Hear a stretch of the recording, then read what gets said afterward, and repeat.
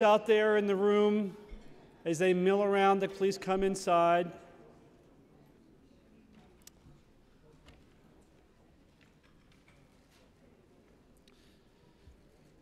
So the next panel that we have on the agenda will be an incredibly fascinating panel. They're going to be speaking about the homeownership paradox. Ladies and gentlemen, the national homeownership rate has taken a nosedive over the past decade. We saw some of the charts put up by Chris and others. One of the key features of today's housing market is the relative shortage of first-time home buyers, which was also addressed on an earlier panel. But this panel will examine how best to support the aspirations of those seeking to achieve what we have always known to be the American dream. Leading this discussion will be David Jeffers of the Council of Federal Home Loan Banks. David, panelists, welcome. Thank you. Please join me on stage.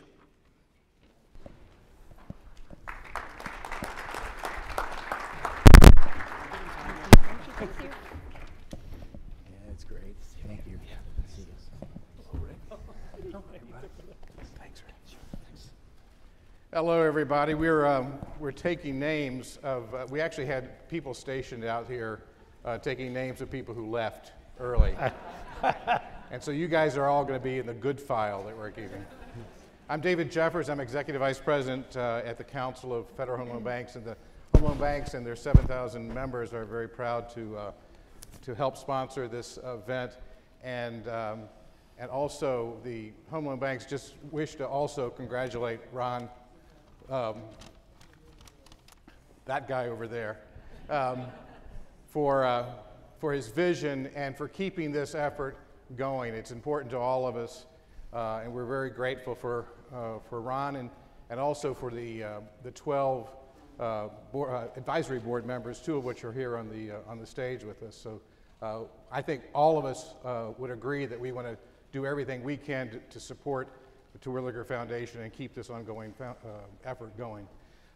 The subject is, this subject is home ownership, and specifically something we're calling the homeownership paradox. And the paradox is that we're living in a time when interest rates are low, the affordability index is high, the demand is certainly high, but there is a gap, and we've had a lot of discussion of that over the last several hours. But there's a gap there, and that's the paradox. And so we're going to discuss what gives, right? Why is that, and where are those gaps happening, both demographically and geographically? Some interesting things about sort of how we look at first-time home buyers, and that's what we're focused on. You know, for those of us who were born in the 1940s or 50s, when we were in our first-time home buyer stage, the average age of the first-time home buyer back then in the late 70s, early 80s was 29. It's now, in the millennial generation, it's now 33. That's not a marginal difference. The value of homes in real terms has gone up in during that period, up 40% in real terms. And yet, of course, incomes have stayed stubbornly flat for the last 30, 35 years. So these are things that we have to look at. Also, student debt, which we talk about a lot, has gone up 63% just in the last 10 years, which is again a reflection of the millennials aging up, and yet their ability to repay that debt has diminished greatly. If you also compare the baby boom generation to the millennial generation, when baby boomers came out of college and they started buying homes, they had a 75 to 90% chance of exceeding their parents' income. The latest figures say that it's at best for this generation a 50-50 chance that they will exceed their parents' income. Burdened with student debt and other barriers. So this is the environment we're talking about. And I'm not going to introduce my panel because you can read in your booklet, but I'll introduce folks as we go along. It's a great panel. And Lindsey Johnson is going to lead off because Lindsey, I want you to really talk about the, what are the basic structural barriers that we're dealing with, the environmental things. And Lindsey's a great leader back in DC in housing and mortgage policies, is the president of US Mortgage Insurers, has been around the housing policy world for a time, including a time at the Federal Home Loan Banks, which was a lot of fun to work with you. And you started on the Hill, and where else? A stint at PwC, you've covered it. Yeah, okay. So what are the structural barriers we're dealing with? So, and I'll reiterate my thank you to Ron. Thank you for this conversation. The entire day, I feel like I've learned something new at every single panel discussion. So the dialogue's been really great. And in the primary mortgage market space, I think that there's a graph that we're going to put up here in a moment. But really, I mean, when we're talking about affordability, there are affordability issues in the primary market space. But I think you have to sort of unpack that a little bit. You have to sort of understand in a broader context where those are stemming from. And I kind of have to reverse engineer it for myself. I think if we're really focused on national affordability, I think maybe I'm the one who's controlling it here. There you go. Oh, one back here. If we're really talking about national affordability, things are actually not as bad as they've been in years past and even in decades past. Really, you know, when you track home prices, yes, they are back to where they were at their peak in 2006, and in some areas of the country they've actually surpassed that level. But overall, affordability is largely driven by, home prices are largely driven by a number of things, and they're tracked on a nominal basis, which means that there's not adjustments for inflation. Excuse me. So when you're really kind of focused on affordability, interest rates come into play in a very significant way. And any change in interest rates really increase or decrease the home purchase power of an individual consumer. And you can see that for the last 3 decades, we've had a secular decline of interest rates.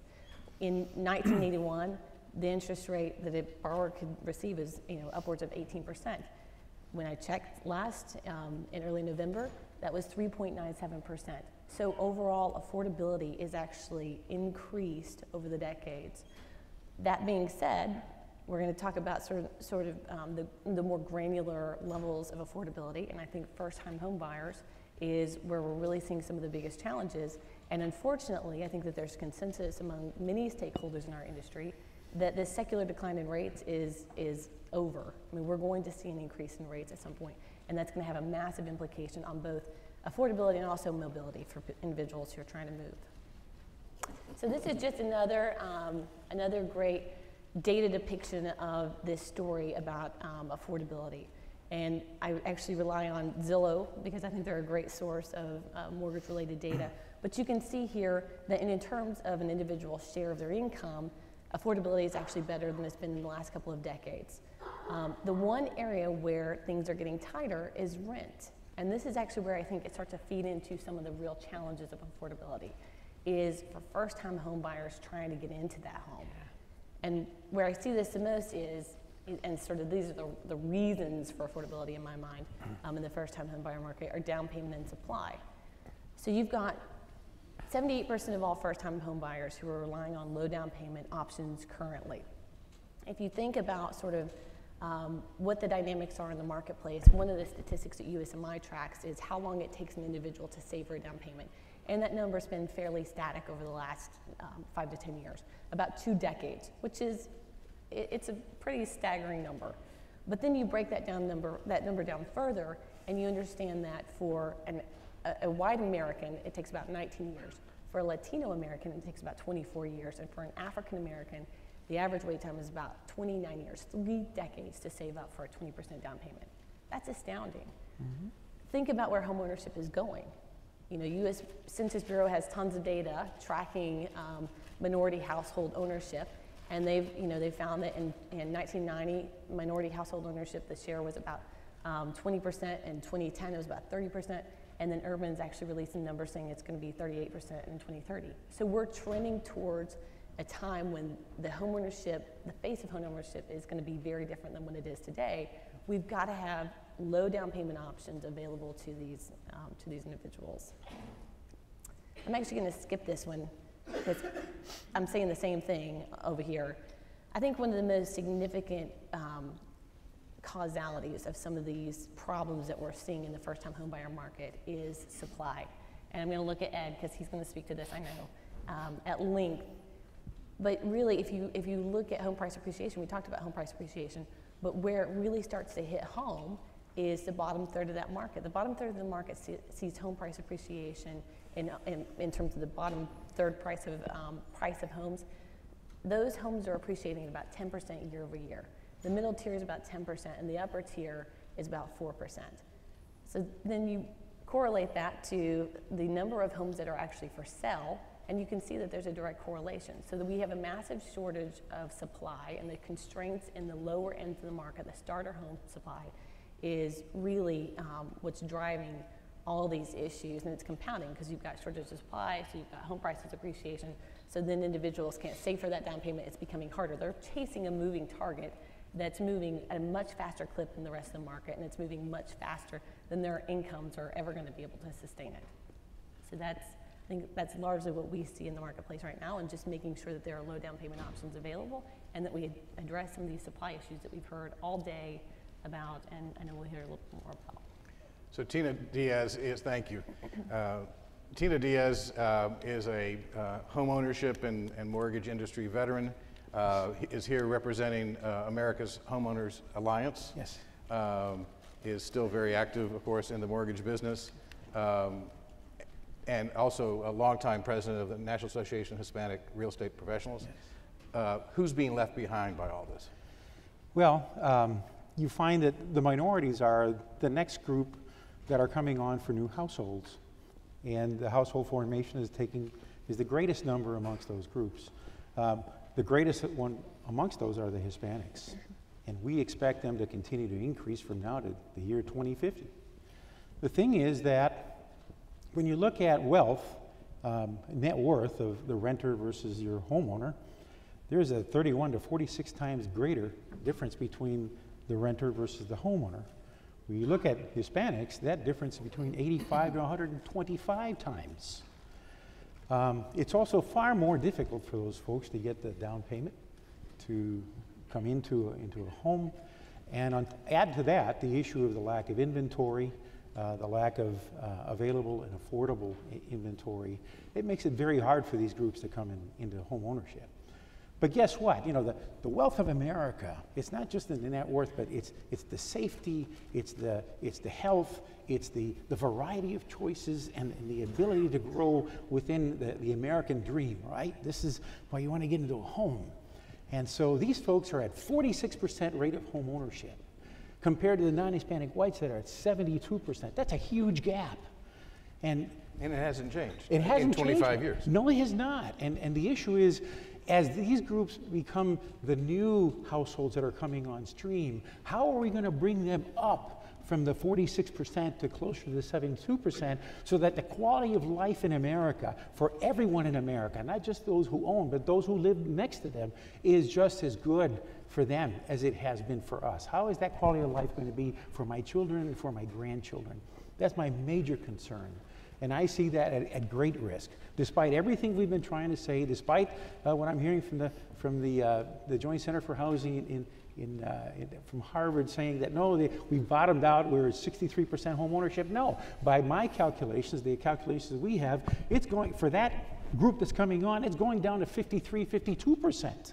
So what's going to happen to America, which the majority, 60% of those people today, 72% of those, 60% of the population, the non-Hispanic whites, 72% own their home. They're going to be replaced by folks who 46% of them only have their own home. What happens to the quality of life in America? What happens to your children's lives and to your grandchildren's lives? That's what's at risk. And we've got to do something about it. A little passionate about it. Sorry. Don't apologize, man. The Housing Partnership Network, HPN, is a consortium of businesses, actually the most successful businesses in nonprofits in housing and community investment. And Chris Siglin represents HPN in Washington.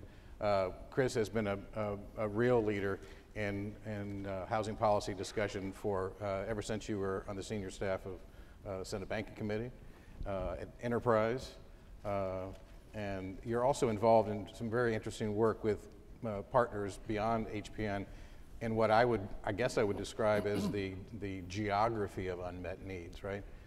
And I mean, I think your title you gave this session expresses this beautifully, because what I'd like to talk about is another kind of homeownership paradox, which is that was beautifully teed up this morning by that really thoughtful discussion with Secretary Cisneros and Bill Emerson about what's going on here in Detroit. There's home markets where it is enormously difficult to buy a home, even though the prices in those markets are low enough that the prices in this market are lower than down payments are in California. Yet home ownership is difficult to do. There were 700 mortgages made in Detroit last year. I mean, this is a city of nearly 700,000 people. But why does the mortgage market not work very well? Well, look, I mean, we all know that people have been leaving the Rust Belt and either moving out of the center city into the suburban area or decamping to Phoenix. But it's really interesting when you go be a statistics nerd and look up these things on Wikipedia and look at the extent of the population loss in major American cities. So then these statistics then explain, if we really wanted to geek out, then I would have slides of vacancy rates, which similarly, when you have a big city that was built for hundreds of thousands of more people who are no longer there, then what do those people leave behind? They leave behind homes, businesses, infrastructure. I mean, Detroit actually, the problems are so bad that they've impelled a really thoughtful partnership between the business community, philanthropy, and the federal government. But what I'm talking about is it's not just Detroit. Look at these other cities, Cleveland, St. Louis. There is a structural imbalance in these markets because vacancies then lead to falling home prices. Then you end up with it costs more to renovate a home in these markets than you can sell it for. So no prudent lender is going to give you a mortgage if your house costs more to fix up than its appraised value. It's called the appraisal gap. It's a problem people have recognized, but with the abating of the foreclosure crisis, the problems in these cities have remained, and we need to think about a solution. So a national coalition of us has come together working on the Neighborhood Homes Investment Act, which is basically a proposal built on the low-income housing tax credit that would, and our partners on this work are national nonprofits like Habitat for Humanity and LISC, the Center for Community Progress, which really focuses on vacant properties, and like one of HPN's members, John O'Callahan from the Atlanta Neighborhood Development Partnership. And because it's not just, there are also very strong cities like Atlanta that have some weak neighborhoods in them, where what we're talking about is communities where home values do not support mortgage lending. So how can you solve that problem? We've been thinking about a proposal that was initially proposed in the early 2000s that basically would be run by the states based on LIHTC, where states would allocate tax credits to developers. And so what would happen is the homeowner would ultimately pay basically the appraised value for the home, and then that appraisal gap that would prevent the homeowner from getting a mortgage, that would be paid for by the tax credit. So it's a pretty thrifty, efficient way to use subsidy. Now, it wouldn't have to be a tax credit. You could do this with a second mortgage. Nick Ritsinas in the early 2000s worked on a proposal with Brookings that did this as a second mortgage. You also could just use grant subsidy dollars, but that in this fiscal atmosphere, that doesn't seem very realistic. Now, you also could do this for new construction. Like again, when you think about these areas of Detroit where lots of houses have been cleared out, the values don't support new construction either. So what we're looking at is a way to jumpstart the market so then the regular market forces can swing into effect. And any houses in DC, Washington, DC that go on the market get bought up and fixed up, we want to bring those market forces to bear again in cities like Cleveland and St. Louis. So obviously this tax bill that's currently being considered is not the right vehicle for this, as they're wiping away tax credits to lower rates. So we're not going to get anywhere proposing it now. But if Congress turns its attention to an infrastructure bill, I think that actually we've got a really good argument that this is helping cities deal with the problem of too much infrastructure. And there's been lots of talk about our roads and our bridges and our infrastructure being paid for with public-private partnerships. And so that's what this would be. So if you're interested, there's a Neighborhood Homes Investment Act website. Please go, sign up, and get on the list. And we'd love to work with you on this. Thank you. Thank you, Chris. So, Ed. So, as has already been alluded to, Ed's sort of on the hot seat because Brady Homes, Ed Brady is second generation builder. The company has built thousands of homes, literally.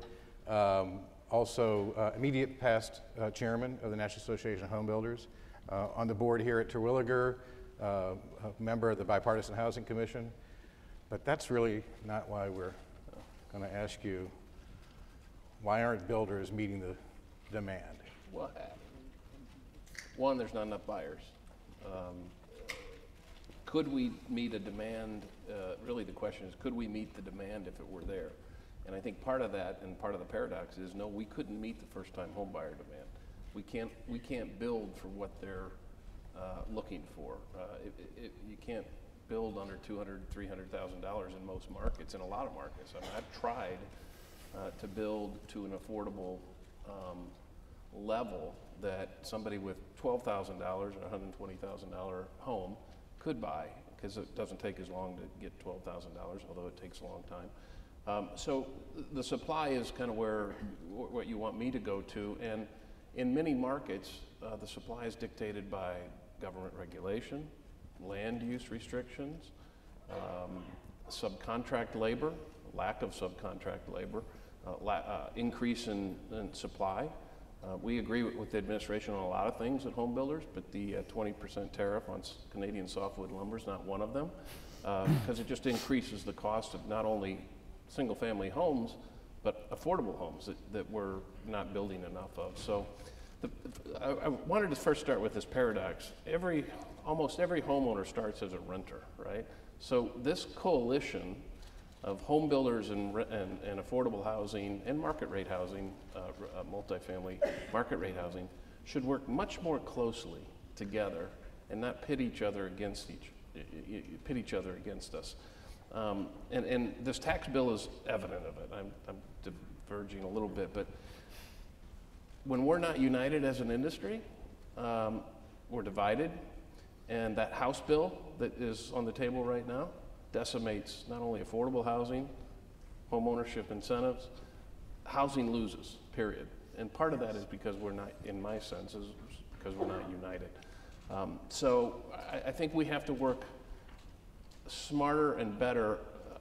Hopefully working, many of the panelists this morning were talking about public-private partnerships. The mayor of Fresno is an incredible opportunity to have a public partnership with a private enterprise that comes in and they'll relieve you of some of the regulatory burdens, some of the costs, some of the land use restrictions to get higher densities, to create opportunity to build affordable units, whether multifamily or single family. But that's really the problem for us as an industry, is to be able to provide a product at an affordable cost. Now, there's a lot of other reasons, as I said, and many people put builders in the hot seat on why this financial crisis. Well, we wouldn't have sold houses, we wouldn't have built as many houses if somebody wasn't financing those houses, if somebody wasn't selling, providing that. Was it overheated? Absolutely. Should I have turned down, houses? Maybe, morally, ethically. But did I ever think that I was getting somebody into a situation that they couldn't repay their loan? No, that wasn't my job. My job was to build a product. And so I think we've got to look at it, when you look at the new buyer, you've got to look at opportunities for people not to wait 30 years to be able to afford. And so you look at, and Henry is big on this as well, rent-to-own options. You got to look at options that will put people into home ownership opportunities that wouldn't necessarily traditionally over the last 50 years be able to share in that opportunity. But once again, on the multifamily, I have some multifamily units. I'll put them in a multifamily unit, and $100 of their monthly payment goes into down payment assistance after 2 or 3 or 4 years, so that they can, I force the savings account, if you will, so that they can get into an opportunity to purchase a home. So there's a lot of innovative ideas. The supply is a huge challenge. Immigration is part of that. We have to solve the immigration problem and not just kick the can down the road. Closing the borders does not help. Protecting the borders with a big door makes sense, but we need skilled labor to provide that product. If we don't have that skilled labor, somebody talked earlier about manufacturer housing, that may be another alternative to be able to provide some affordability. But I think collectively we have to put our heads together and find out, the package: financing, down payment, supply and demand, workforce housing, those types of things, and I think collectively we can. But a question for all of you: what should the lending? What should lenders be doing differently? What should the lending industry be thinking about doing that they're not doing? Where are the barriers there that they can address? The lending industry would want to lend. Otherwise, you're going to go out of business, right? Right. But the issue is you've got all this regulatory environment now on top of you that's limiting you, and we've decimated the private secondary market. There's none of that to exist. So you've got to go with the GSEs and what the government backed loans will allow you to do. They've tightened so much the lending side, particularly on the community banks. You have all this new leverage that has been diminished. You have increased capital requirements, which are really curtail the ADC lending, acquisition, development, and construction lending. That has been seriously curtailed. That's why you don't have a lot more building taking place. All these small builders, not the large ones, but the small ones, who get their money from the community banks and such, it's very difficult for them to do that now. So you don't have that supply. That's one of the areas that immediately could help. Just by tweaking those leverage ratios, right? You could begin to have more money come on stream and have those smaller guys do that. Second thing is do a 203K for investors. We haven't done that, right? You do the 203K for investors, you put America back to work.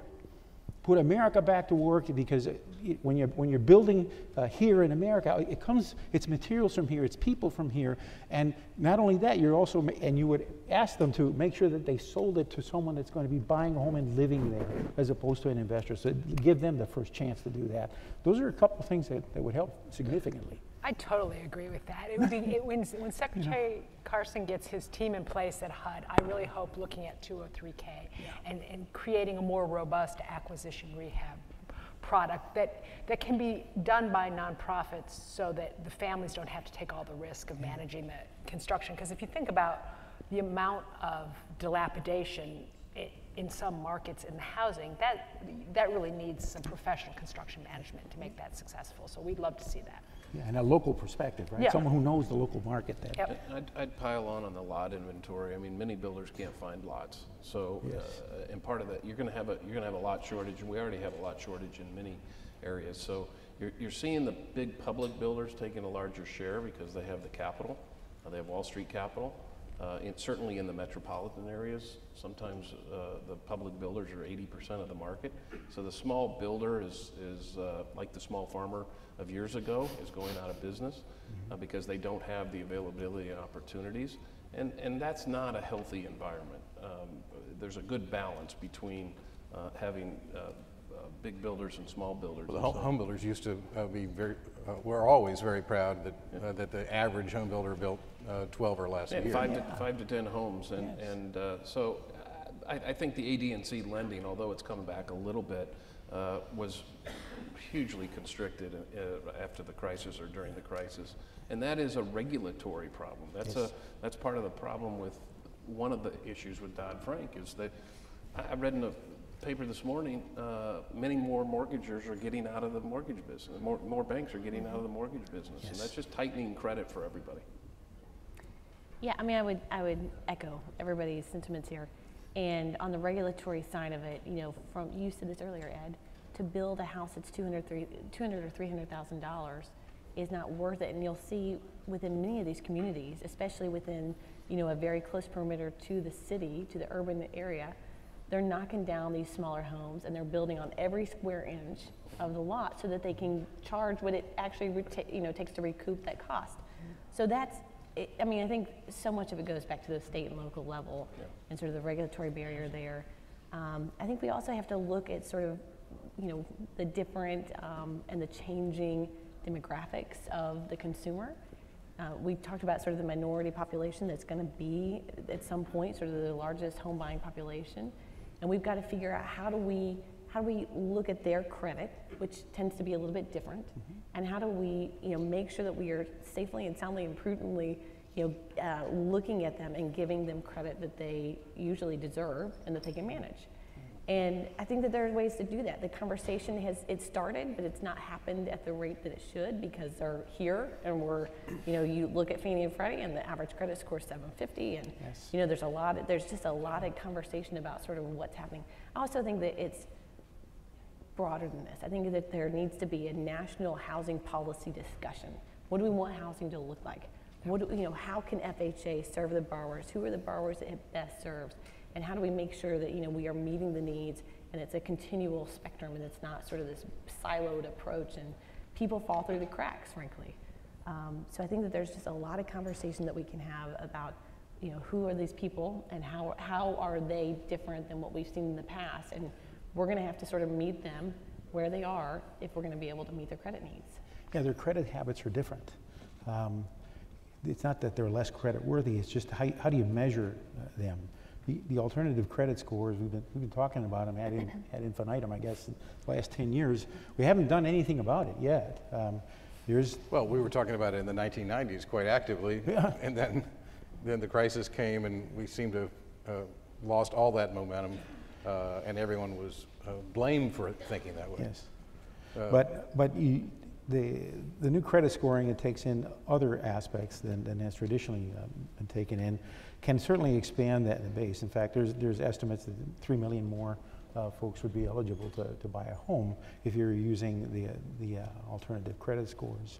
So that's another way of, you know, you can turn that switch very quickly and bring buyers on. So there's a through line that is part of the whole discussion for the last for the whole day. You've touched on it, you just touched on it, and that is this need to unify and not be siloed. Yes. It also, for me, it relates to the goal that Ron has set, which is to re-engineer the proportionality of the $200 billion subsidy. From a home ownership point of view, when Ron Terwilliger is successful at convincing Congress that that needs to be refigured, and he's successful at making sure that those dollars stay inside that barrel. How should they be re-engineered so that the unmet needs that you're talking about right now are met in a more fair way? Yeah, I spent the day on the Hill yesterday and left probably as discouraged as I have been on the Hill. The house tax policy, you talk about a national housing policy, there is no national housing. There's not even an incentive, there's not even an emphasis on a traditional, 75-year traditional housing is good, whether it's affordable or market rate. So it starts with advocacy. It starts, right? I believe that we have, to a certain extent, divided ourselves so much that we're a target, because that House bill that you see takes away 60% of low-income housing tax credit money, takes away home ownership incentives, takes away private activity bonds that decimates the 60%. We've got to unite. And how do we do that? And how do we reproportion?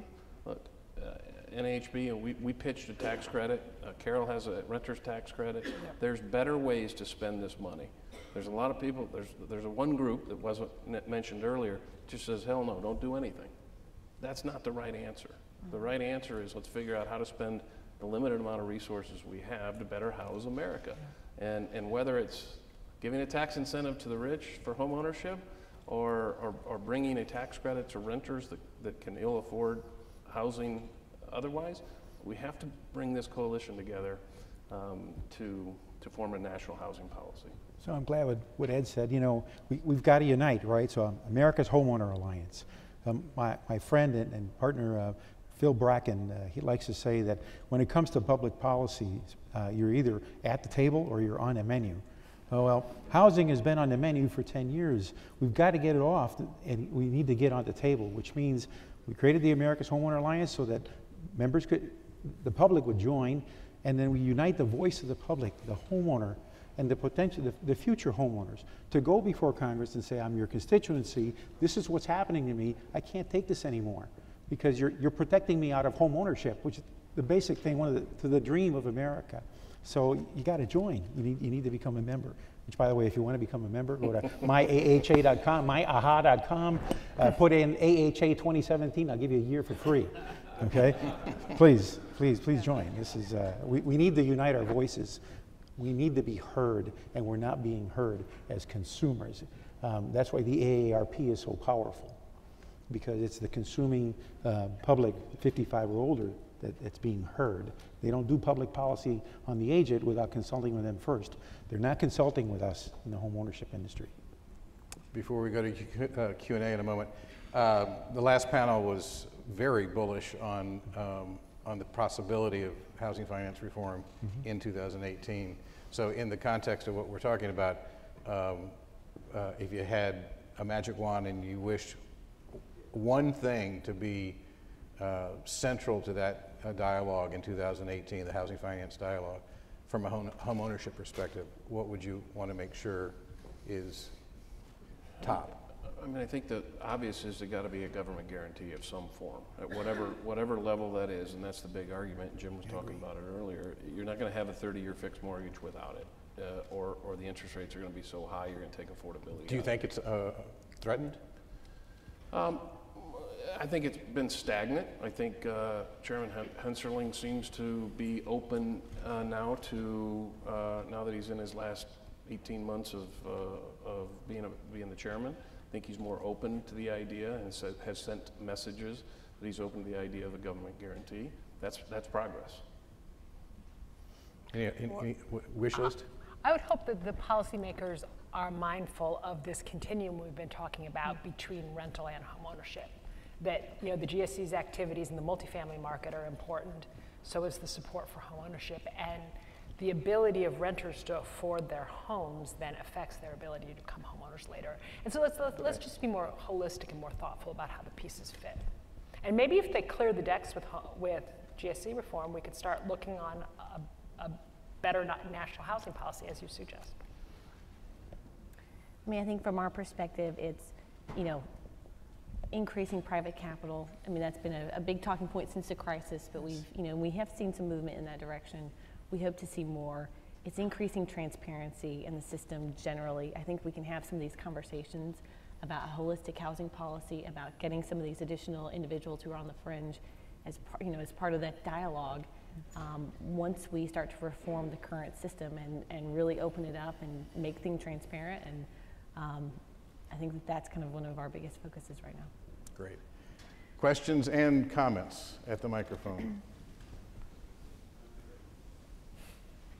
Are we tuckered out? No. Yeah. There you go. Sorry. My name is Stu Schneider from Neighborhood Housing Services in New York City. I just wanted to ask the panel's perspective about the potential of forgivable loans for down payment and closing cost assistance to help a greater cohort of first-time home buyers and others sustainably achieve home ownership. So forgivable loans like student loans, or? Yeah, forgivable loans essentially to augment a family's down payment and closing cost assistance. So it's funds that would be structured as a mortgage or a second mortgage, but that would be forgiven over a 5 to 10 year period of living in their home as their primary residence. know what the bankers. Well, there's quite a few programs that we are part of where you have the municipalities or the state, which is offering a certain amount of down payment, which is basically forgiven after a person's living in a property for 5 to 10 years consistently. And yes, definitely, that's very encouraging to let folks who don't have enough or have not been able to save enough to get into a home to do that. I don't think that that's going to go away. It would be terrific to keep that going.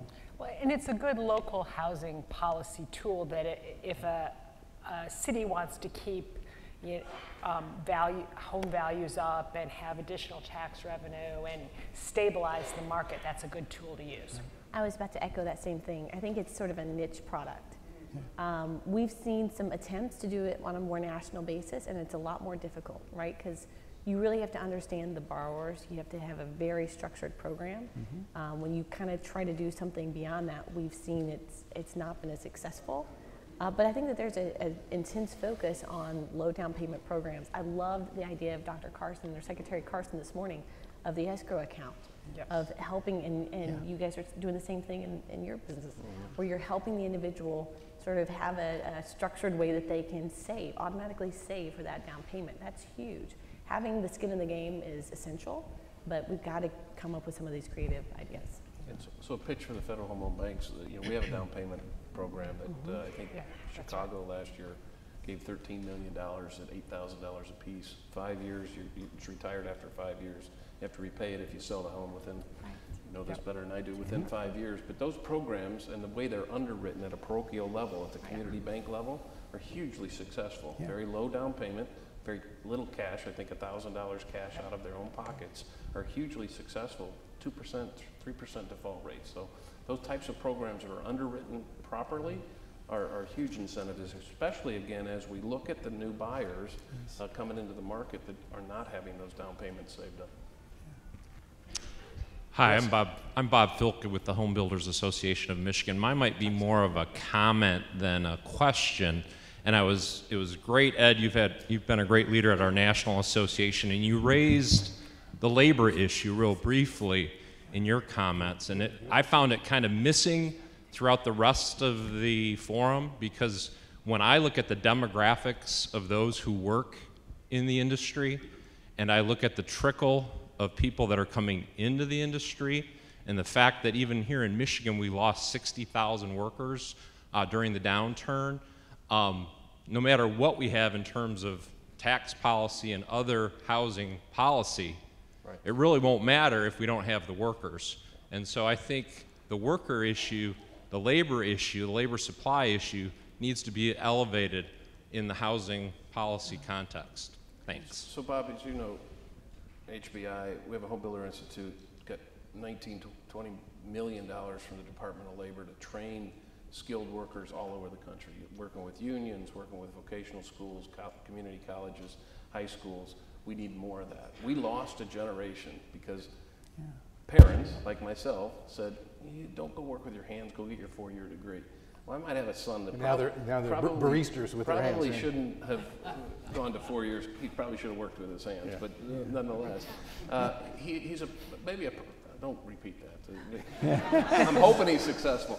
But we've lost that generation of those workers, and so the people, not only the people that have left the industry because of the downside, no new people are coming in, immigrants are being forced out, and they're not being, the immigrant workers are not being allowed to work. And so we've got a real labor shortage. Even if the market blew up and got back to 2006, which I'm not suggesting, we wouldn't be able to supply. We have time for one more quick question.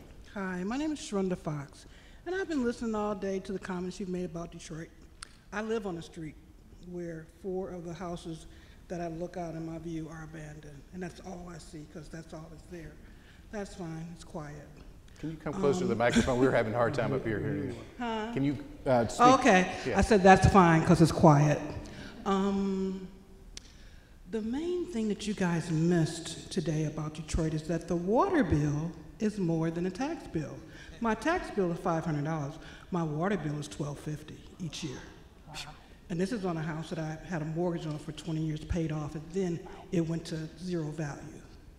So, you know, the disparity is just mind-blowing in America in between an inner city Detroit city and a Bloomfield Hills house.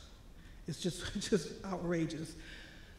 So when you factor in the cost of rehabbing a city like Detroit, don't forget that we're surrounded by 5 beautiful lakes, and the water costs more than a house. That's a problem. Thank you. Okay. Let's give the panel a big hand. Thank you. Thank you. Thank you. Thank you.